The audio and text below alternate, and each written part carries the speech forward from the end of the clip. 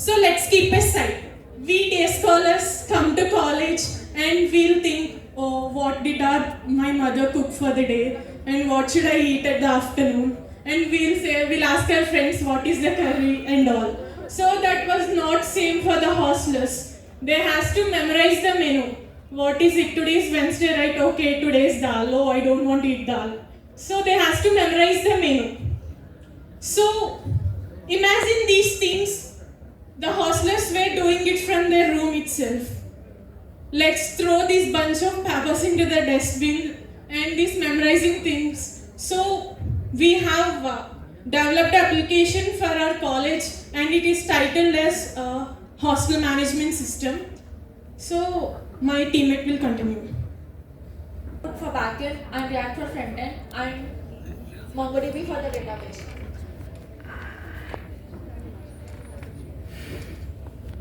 So let me give a quick glance about the backend. So as we know that backend is the heart of the project and we spend literally 90%, 95% of our days building the backend.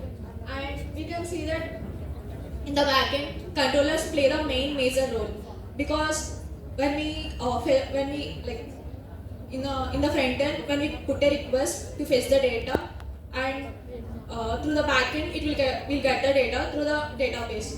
And I want to say a thing, like we didn't use any open source APIs or free APIs. We created our own APIs for every controller and most of the things are created by us only.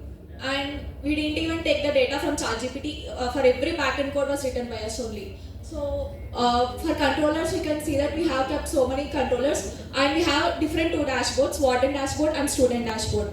And so that the student can access through their respective dashboard. And we have the main access to the admin, like the head warden, and she access admin. So we didn't even created any static data. We created the data so that if we take a current example as our college, like every year students will come and go. So like every year, like there'll be a bunch of new loggers. So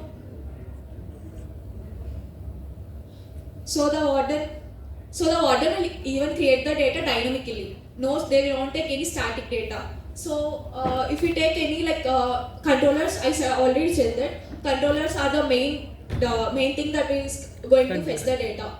And if you go to the repository is the dependency, it will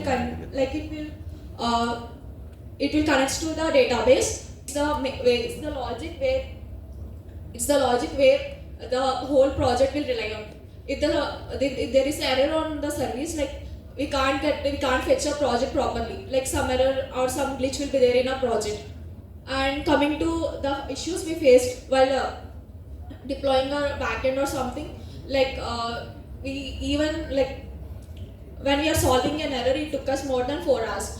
But what it is, it's not a major error or something. It's just a small line, small thing that we even given a little spelling mistake or something also, it will throw a big error and we can't even fetch it where the error is. It will go for hours.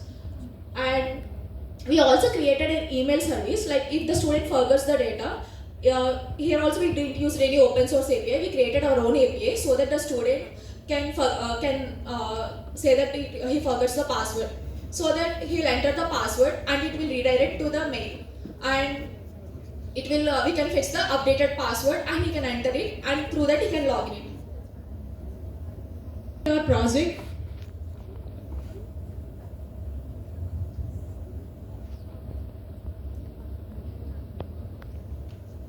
So we haven't kept any registrations and all to our project because the students' database, that students called hostlers, their database will be already stored in the database itself. Means the wardens will already have the data. We day scholars can't even access the data. Means who are the hostlers? The warden will have the data. So the warden will dynamically update the data in the database. So that at the start, maybe the hostlers can get their IDs through a default password and they can later update the password. But have you created an application for creating the password? You said the data is dynamically uploaded by the warden. Starting at the start, the warden will update the details. like all the roll numbers with some default password. And later on, But do you have an option where the warden can upload all the details? yes sir. Okay. Yeah, we have updated, like the warden can upload to the database, sir. Like there will be a default Excel sheet where all the student data will be there, and so that the warden will upload it and it will be stored in the database so that it can fetch through there, sir. And we have our complaints that's the student module, and we have our complaints module. We can write any complaint, and these complaints will be redirected to the warden module, like warden dashboard. So if any student gave any complaint, that will be redirect to the warden, and she can view what are the complaints, and the warden can review it and can keep the status as pending or resolved. She can give the response.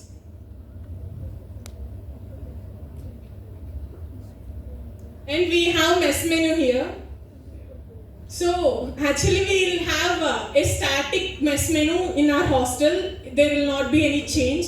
So we have kept it static. Actually it's not the real mess menu. We just gave an example to it. Okay, they will not keep any pizzas in our hostel. Okay, fine. So coming to the announcements.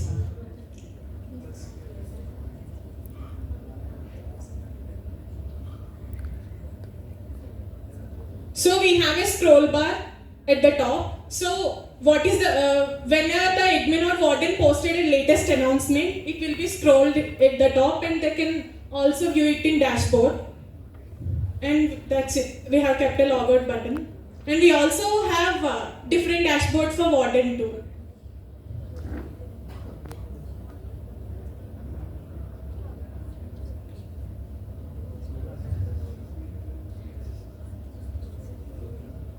Now I'll show how the forgot password works.